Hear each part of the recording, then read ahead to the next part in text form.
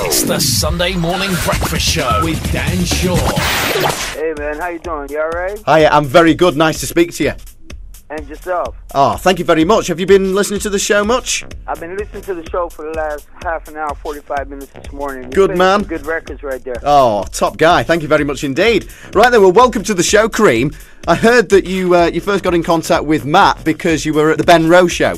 That's right, yeah. We were in Manchester a week and a half ago doing the Ben Rowe show at the Lowry Theatre. Yeah. Yeah, it was a lot of fun. We had a lot of fun there, you know? Because Ben Rowe is in his third year of leukemia treatment. That's right. So you went down there to give your support. Yeah, that's right. I even said to somebody from ITV2 that was doing the documentary on us at the time that I would have flown in from New York for this, you know what I'm saying? Fantastic. So, you know, but it was lucky at the time, and it was right that I was actually in the UK at that time anyway. So good man. It was pretty good, you know? Brilliant. And of course you met up with Desire McNeish, yeah?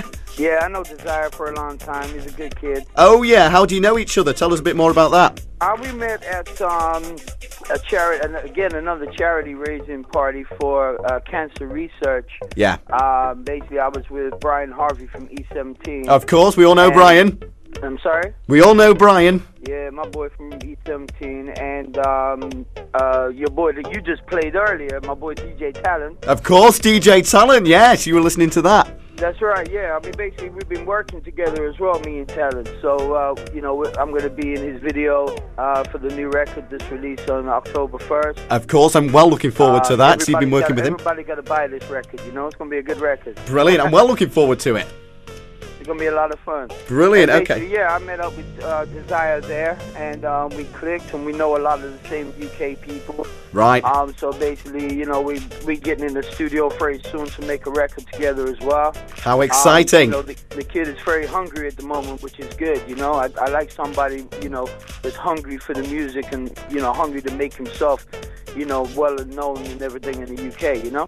Absolutely, you need to be self-motivated in order to do a really good job for the people who are just really wanting some good quality music. Yeah, it'll be a lot of fun, you know? I mean, it'll be like the first time really that UK and USA have been together, obviously except for this Estelle record with Kanye West as well, you know? Tell us a bit more about that. Well, I know Kanye quite well. We just speak to him in New York City about this record. And Estelle, I've known for a while through a company called Music Box. Yeah. Which is run by Patrick Allen from the Drifters. Right, I see. And one of my best friends is Peter Lamar from the Drifters. Yeah. And so we used to go down to the Music Box in the Gal Club quite a bit, and I met up with Estelle there. Right. And then I had Kanye over in the UK at the same time, and they just hooked up, and, you know, between their record companies and their management, you know, they make this record, you know, which was a good record at the time, you know? Brilliant. I've heard that you've actually worked on stage with the man himself, Snoop Dogg. Is this right? I did the Tupac tribute show on the 20th of June of this year at the Rockefeller Center in New York City. Yeah. Wow. And that was with a whole bunch of people. It wasn't just Snoop. There was Dre was there, Eminem, Shadow 2, DMX. There's a whole bunch of artists. You are joking. There. That's unbelievable. No, I mean, that's like a paradise for people. I was really honored to be asked to do this, to be quite honest with you, know? Yeah. But I was with Death Row Records for 4 years. Right. So I think this is why Suge Knight and a lot of other producers got in contact with me to do this show, you know? Yeah. Okay. Well, that was obviously that's like a paradise for people interested in hip hop and rap. That's right, amazing, isn't it? Yeah, it was a lot of fun because, you know, it was a sold out venue like 3 months before. Wow.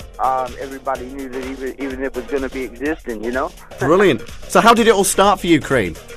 Oh, it started a long time ago. I'm old now. I'm an old man in this game, you know. You're experienced, you are. I'm an old man in this game. I've been with a lot of record companies. My first record company was RCA in New York City. Then I left there and I was with Sean Combs with Puffy with Bad Boy Records. Right. I was with them for 8 years. Then I went away for a little piece of time. Unfortunately, but then I came back out and I was back up with Death Row Records. Right. And now I'm with Black Wall Street, which is owned by The Game. Right. Goodness. Okay. So, how musically? How did it all start? I mean, who inspired you? Where did it all begin? Where were you at the time? Who influenced you? How did it all begin? my father was the first person that got me into music. Right. My father is Cat Van Buren. He's the percussion player with Santana. Oh, goodness me! Yeah, that's who my father is. Wow. So, I mean, I was growing up in the music industry anyway when I was a kid. Right. You know? And my father playing at places like Woodstock in 1969 and stuff like that. And you see all these videos and all these YouTube videos and all that of my dad. Yeah. And, you know, that's like my biggest inspiration, really. Goodness me. My father. Wow. And then I was, you know, basically when I was growing up in New York, I had to make a decision whether I was going to go into the percussion side of it or whether I was going to go into hip-hop. Yeah. And the time that I was brought up, you know, in those years, in that era, it was hip-hop was a big thing in New York City. More about the hip-hop. You know, so I flew myself basically into the same mainstream of hip-hop music, you know? Right. I see. Well, are you going to be doing more work in the UK soon? I mean, what's up and coming? What's around the corner for you, Cream?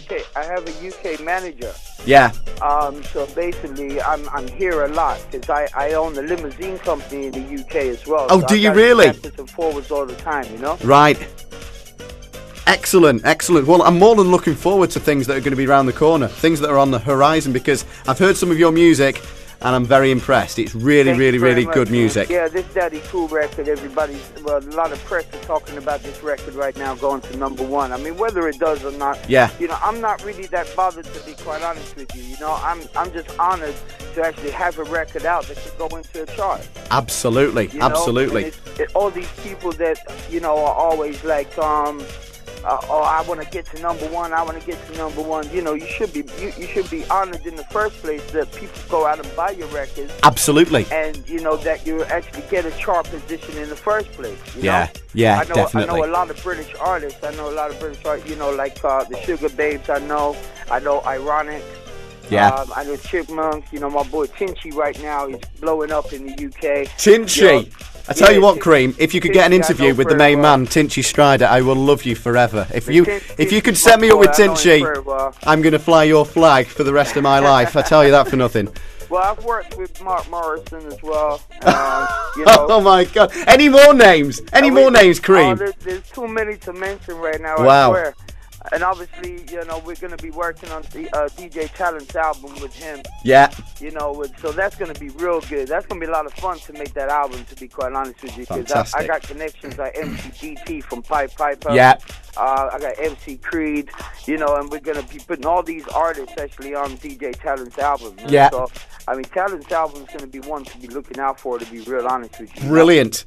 And my boy Desire as well. You know, we're going to be making a record together very soon, and we're doing a video on a boat and everything. It's going to be crazy. It's going to be crazy. We've got a whole bunch of things in the pipeline right now. I love the UK. The UK have shown me love all the life that I've been here, and I love the UK, you know? It sounds very exciting indeed. This boat, just before we go, tell me about the boat. I mean, who's on the boat? Are we talking sexy ladies in bikinis? Oh, we're talking hot girls in bikinis. Oh, I thought so much. You know what, though? Bikinis is not really the option here because of British weather.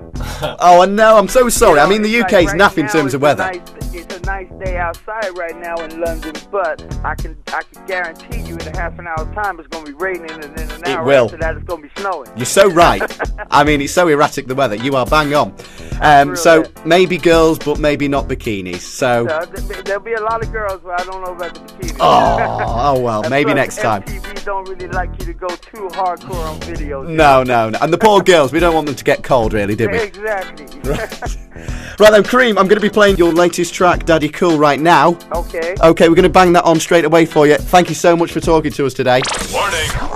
Dan Shaw. Village Idiot. Live on Manchester Radio Online. Turn that radio down.